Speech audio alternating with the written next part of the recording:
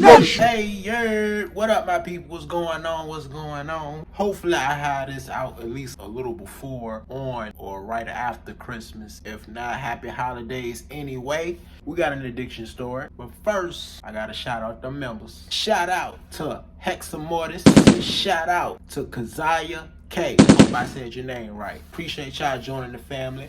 Welcome home. Without further ado, let's get into it. I go by D Jack, but you can call me D. So I go extra hard on that hard flow. Call me D. Now I want to go back a few years, not too long ago, but it was a Christmas day. And on this Christmas day, or like any holiday, you want to be at your highest. You want to feel good. You know, it's almost like hitting the weekend. When you hit the weekend, you're like, shit, I'm about to turn up. You know, you got to stock back up. You want to go buy some more perks. I forget where I'm living at the time, but I just know I wasn't living at home with my father. But my family, they asked me to come up a little early to help out or whatever. I'm scrambling around trying to find some perks. I'm trying to find something so I won't be up there going through the WDs. And I can't find none. They started calling, and my brother comes to pick me up. So I ain't got no choice. Fuck it. I get in the car and I go. Now while I'm in the car, I'm just trying everything in my power to figure out something before we cross this Chesterfield borderline. And once we cross there, ain't no turning back. I tap my brother like, hey bro, you think I can borrow $20, $30? He off the back. Nah, bro. Nah, I ain't got it. Mostly that's how it is during Christmas time. Most people is buying toys, buying stuff for their kids, buying stuff for other people. I get a text. My PO man hit me up. He running Christmas deals. You buy two, get one free type shit. And I'm mad as hell. So we get all the way to the crib,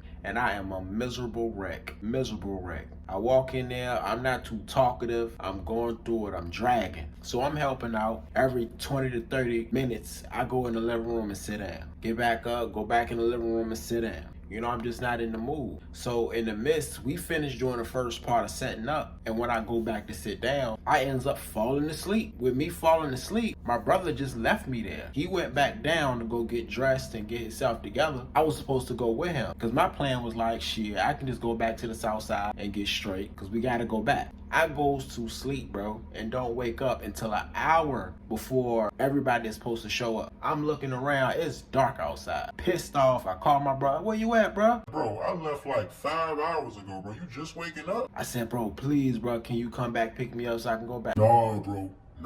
Once I get there, I ain't leaving till it's time to go. Man, I'm calling around, seeing if people can pick me up. Nothing.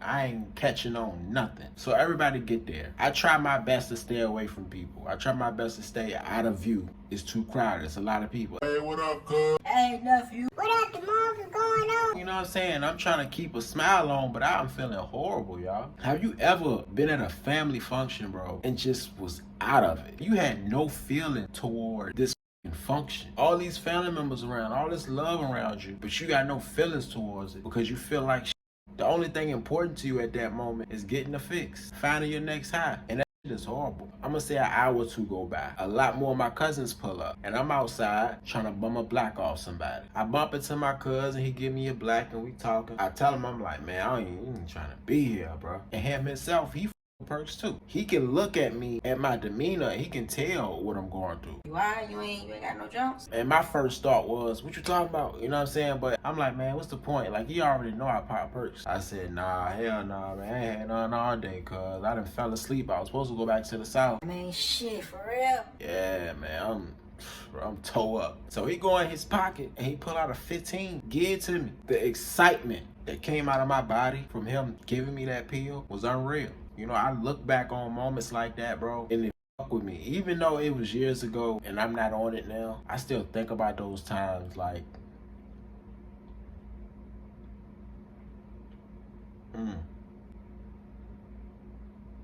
But anyway, I take the pill and I'm feeling a lot better now. I feel good. I go back in the house. Now I'm all talkative. I'm hugging people. Hey, give me a few plates. I'm out there watching the game with everybody. I'm feeling good. You know what I'm saying? It brought me back to life because that's what it is. You don't have it, you not yourself. And what I mean is, I'm not just saying not yourself. Like, you've been popping perks so long that when you're high, you think that's you normally. You think that's your normal self. I've heard that a lot. I've said that a lot. I'm trying to get back to normal. I'm trying to shake back. I'm trying to get back to myself. But you've been doing it so long that you don't even know that this is not you. You done forgot who you are. You done forgot how you really are without this shit. So when you sober and you figure out this is who you really are, the depression will fucking destroy you mentally, bro. So Christmas is over, you know, the function is over, everybody's starting to go home. And because the function is over, I decided to go house hopping. If y'all don't know what house hopping mean, that basically just means on the holidays you go to different houses and not just your own family house to go celebrate. I decided to go to this chick house. Now we won't together, we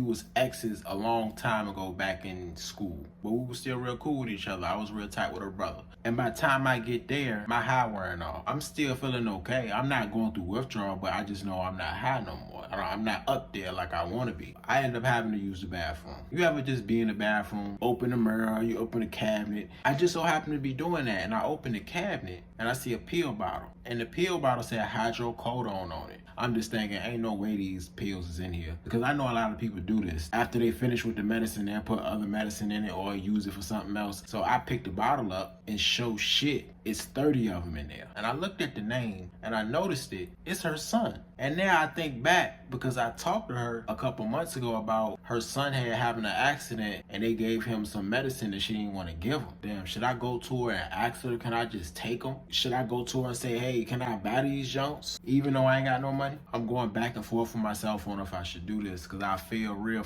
up if I just steal these pills. That's what it is. If I take these pills, they're stealing.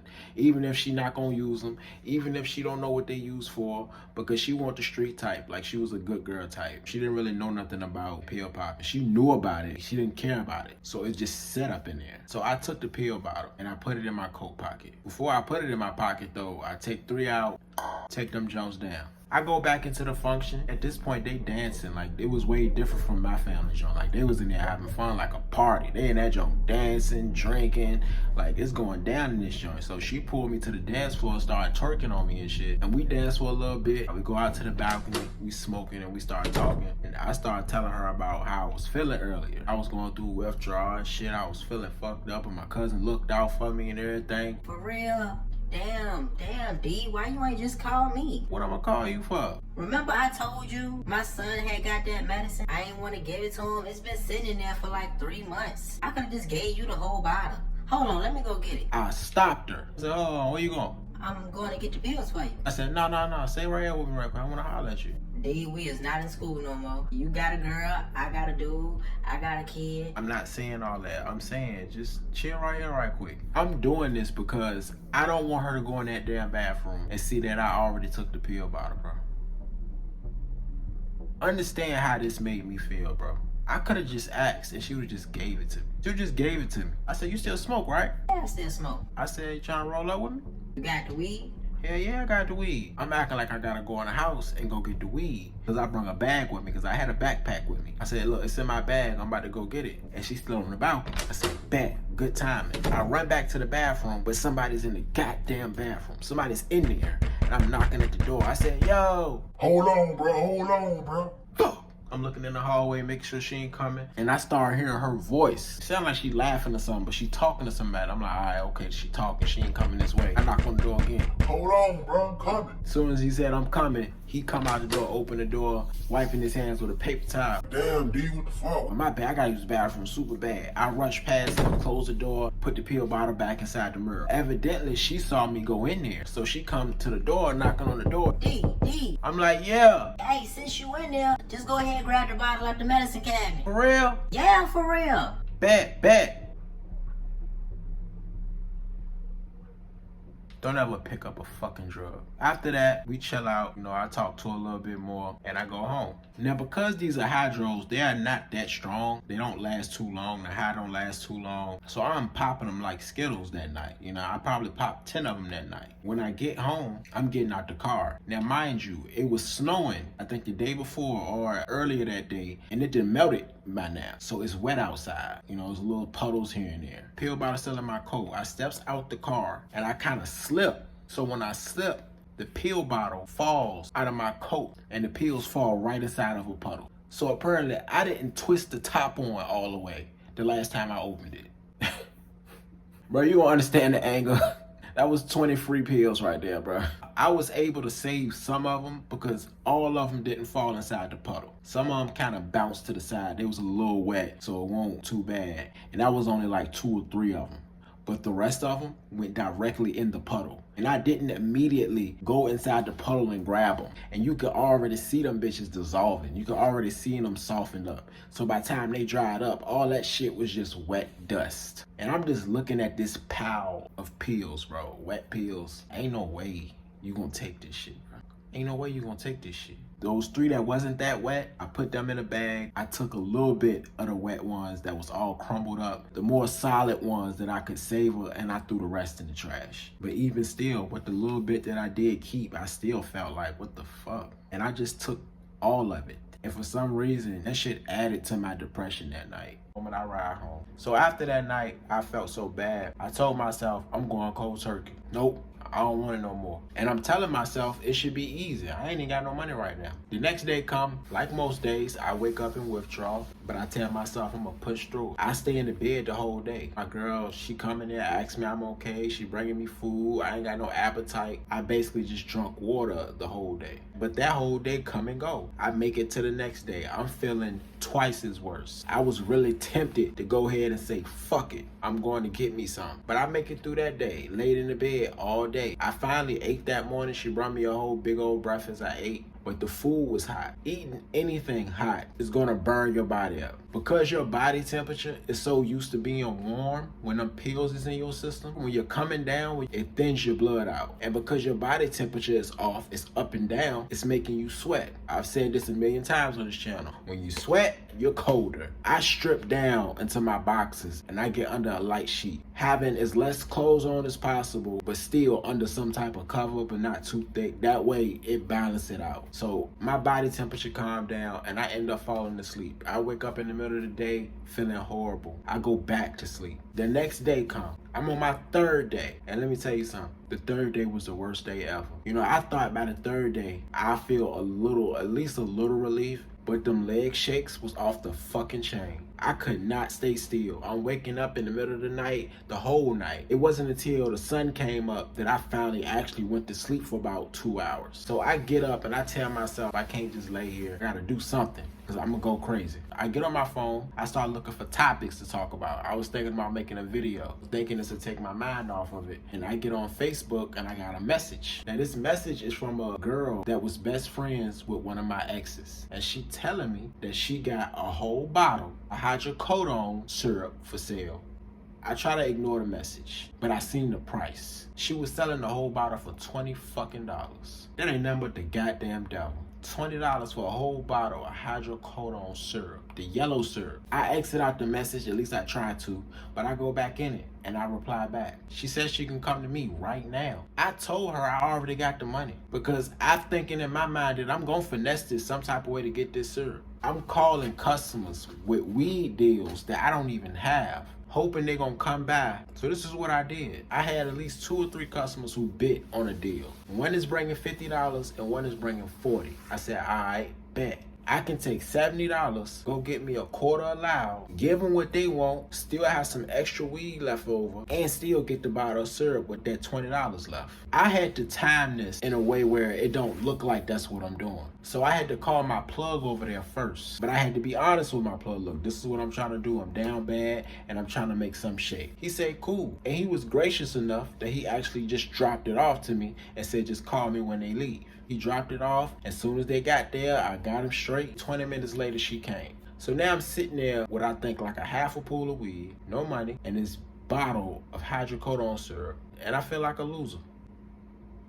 I looked at the bottle. I'm about to pour me some in a measuring cup. Let me try to measure these drinks out so it can last me a while. My girl walked in the room and she mad as hell at me. She said, I thought you was gonna do it. I thought you said you was gonna do this. You said you was gonna get clean. You keep saying you gonna do this. Bro, I'm feeling like shit right now. So my attitude is crazy. I'm super irritated. So I goes the off on her. I goes totally off on her to the point where she leave the house and go to her mom's house. I don't know if the syrup hits you quicker, but not even 10 minutes later, I felt it. And as soon as it hit me, I thought about my girl. And I thought about how many times I was irritated and cussed her out for something that wasn't her fault. So I called her and tried to apologize. She ignored me. I call her, she ignore me. So I walk over there and we do peace up. But then she tell me like, look, you really need to get clean. You really need to get this out of your system. I thought in my mind that because I was broke at the time, this is probably the best time to go cold turkey because I can't buy shit. I done burnt most of my bridges. I'm all out of favors to ask for. A few days go by, it's New Year's Eve, and I still got a half a bottle of hydrocodone syrup. The same way I said on Christmas Day, oh, I'ma turn up. Oh yeah, we finna get it in. It's the same way I felt on New Year's. Man, fuck it, I'ma turn up, man. I'ma take this joint down. Throughout that whole day, I took the whole rest of that bottle and was high as fuck all day. Couldn't really enjoy nothing because it would get to the point where I would get so droopy, I'll be so goddamn out of it that all I wanted to do was lay down. All I wanted to do was just sit there and feel high. I wasn't even in tune with everybody having fun because I was up there high. So after New Year's, January 1st, the next day, it's the same thing as when I woke up after Christmas. I woke up in withdrawal. Not full-blown withdrawal, but just those mild symptoms that you would feel when it first started happening. And it didn't stop there. I kept on repeating that cycle over and over. Every holiday, every other day, every weekend, I kept repeating the goddamn cycle until I completely got tired of it. I thank my lucky fucking stars that I'm not living that life no more. Even though I still gotta get over this Suboxone, y'all. Thank God. I was just at the store buying toys for my kids, and I hear a girl in the next aisle talking about something. I just popped a perk and a motherfucking same. I'm grown. The fuck? Everything in me wanted to judge her, but I couldn't, because I remember being exactly who she is right now. But I wouldn't be all loud with it like that in the store. She was still a goddamn ghetto mess. So for the holidays, my people, I know y'all gonna do what you gotta do. For the people who is still gonna do it, I know you're gonna do what you wanna do. After that holiday is over, I want you to think about it, man. Do you want to repeat this holiday the same? Like, really think about it. And the message I want to leave with y'all is this. And this is strictly to my people who is fighting addiction, fought addiction, new to addiction, or just curious about it. You'll be surprised what triggers you. You'll be surprised at what will want to make you do more of your drug of choice. I didn't notice until recently that stuff like holidays bring on feelings of wanting to go backwards. Because you remember how you felt last year when you was lit. Shit like that are triggers that you didn't even know was there. Watch out for your triggers. I used to think that trigger shit wasn't real, but it's very real. I told myself I was gonna face my head on, but because of the state that I'm in now, I feel like I can do that. But while still on perks, I wouldn't have made it. It's certain steps you gotta take. When I first got into group, one of the first things I told my counselor was, man, I just wanna get it over with. I'm thinking about weaning down next week. Off the back told me like, nah, you need to stay at a certain dose and then gradually wean yourself down. It gives you a sense of structure. If it's one thing that our counselor always asks us is, what is your goal for the week? I'm gonna tell you my goal. My goal for this week is to save at least one person's life. And that don't have to be about death. It can just solely be about a person going into rehab. It can solely be about a person who planned on popping pills this weekend or popping pills this New Year's and see this video and say, nah, you know what? I'm good. I don't need that. That's my goal. Pick a goal for the week, y'all. Y'all let me know what y'all goal is in the comment. That's all I got. Y'all stay safe, y'all stay positive, y'all stay sober. If you ain't moving, you're losing, my boy. And we out. Hustler talk, no comment though, just paper chase. Chasing my dreams, my nightmares ain't got no money. Just a cardboard sign and they existing so bumming. And they want me down with them at the bottom